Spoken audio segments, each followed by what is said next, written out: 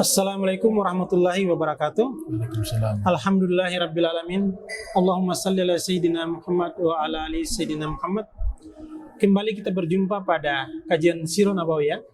Kali ini kita akan membahas kelanjutan dari beberapa peristiwa singkat atau yang disebut dengan kaleidoskop. Pada episode 43 kemarin kita membahas tentang peristiwa singkat atau kaleidoskop 2 Hijriah. Kali ini kita akan membahas lanjutan dari episode tersebut tentang peristiwa singkat atau kaleidoskop pada 3 Hijriah. Ya, sebagaimana mestinya akan juga dijelaskan langsung oleh guru kita Al-Habib Al-Habib Abdurrahman bin Kamil As-Sagaf akan menjelaskan peristiwa tentang ataukah waktu 3 Hijriah atau disebut dengan kaleidoskop 3 Hijriah. Kepada Habib saya persilakan. Assalamualaikum warahmatullahi wabarakatuh. Waalaikumsalam warahmatullahi wabarakatuh. Alhamdulillahi rabbil alamin. Allahumma salli wa sallim ala Sayyidina Muhammadin wa ala alihi wa sahbihi ajma'in, amma ba'du. Peristiwa-peristiwa penting yang terjadi pada tahun 3 Hijriah, di antaranya adalah 15 Ramadan dilahirkannya cucu tercinta Rasul, Al-Imam Hasan ibn Ali. Beliau dilahirkan pada tanggal 15 Ramadan. Kita ketahui bahwa Nabi mengatakan dan memberikan gelar kepada cucunya Al-Hasan wal Husain sebagai pemimpin pemuda ahli surga. Innal Hasan wal Husain sayyida syababi ahli jannah. Sesungguhnya Hasan dan Husain adalah dua pemimpin pemuda ahli surga. Kemudian menikahnya Utsman bin Affan dengan putri Rasul bernama Ummu Kulthum. Istri dari Sayyidina Utsman yang pertama meninggal pada tahun 2 Hijriah, yaitu Sayyidah Ruqayyah. Itu adalah istrinya Sayyidina Utsman. Ketika meninggal, di tahun ketiga Nabi nikahkan dengan putrinya bernama Ummu Kulthum. Dari situlah diberikan gelar kepada Sayyidina Utsman dengan sebutan Dzu Nurain, orang yang memiliki dua cahaya. Yaitu dua cahaya di sini adalah dua putrinya Rasulullah Muhammad sallallahu alaihi wa barak wasallam. Kemudian diharamkannya khamar. Minuman keras diharamkan pada tahun 3 Hijriah. Allah Subhanahu wa taala awalnya tidak mengharamkan karena ini menjadi tradisi yang mengakar di tengah-tengah masyarakat, bukan hanya di Jazirah Arab, bahkan sampai di Persia Romawi itu mereka menjadikan hal yang sudah menjadi tradisi, sehingga Allah Subhanahu wa taala mengharamkan secara bertahap. Awal daripada pengharaman itu sifatnya tidak pengharaman tapi sifatnya makruh, ya, tidak langsung haram. Wala taqrabu sholata wa antum sukara hatta ta'lamu ma taqulun. Larangan pertama adalah jangan kalian dekati sholat dalam keadaan mabuk. Jadi sifat larangannya hanya terbatas ketika hendak mau sholat, jangan kalian mabuk. Sehingga dikatakan di dalam kitab-kitab sejarah seperti Al-Muntazam yang ditulis Ibnu Jauzi Al-Baghdadi yang lahir tahun 510 Hijriah, wafat 597 Hijriah, mengatakan mereka selesai sholat Isya mabuk lagi. Karena pengharamannya itu, larangannya hanya di dalam melaksanakan sholat.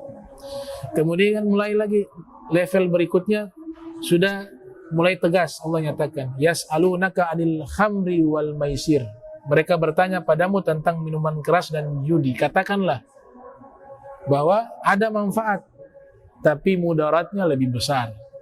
Dosanya jauh lebih besar, keburukannya lebih besar. Sudah naik kepada level yang mendekati haram.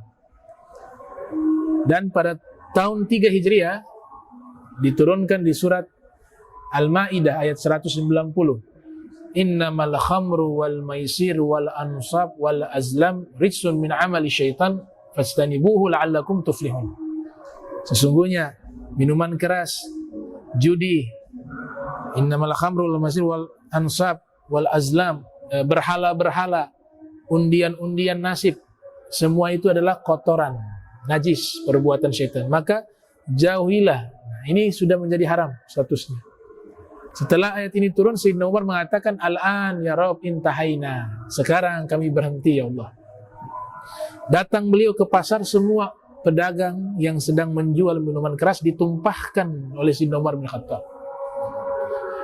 Bahkan ada beberapa orang, mereka sudah membawa ya, wadah yang berisikan minuman keras, kumpul dengan kawan-kawan mereka, sudah mau meminum itu minuman. Datang salah satu melapor bahwa sudah turun firman menyatakan minuman keras hari ini sampai hari kiamat diharamkan. Maka mereka tumpahkan itu. Yang ada di gelas mereka, mereka buang semuanya. Maka mulai saat itulah pasar kaum muslimin terbebas daripada minuman keras dari khamar. Nah, ini terjadi pada tahun 3 Hijriah.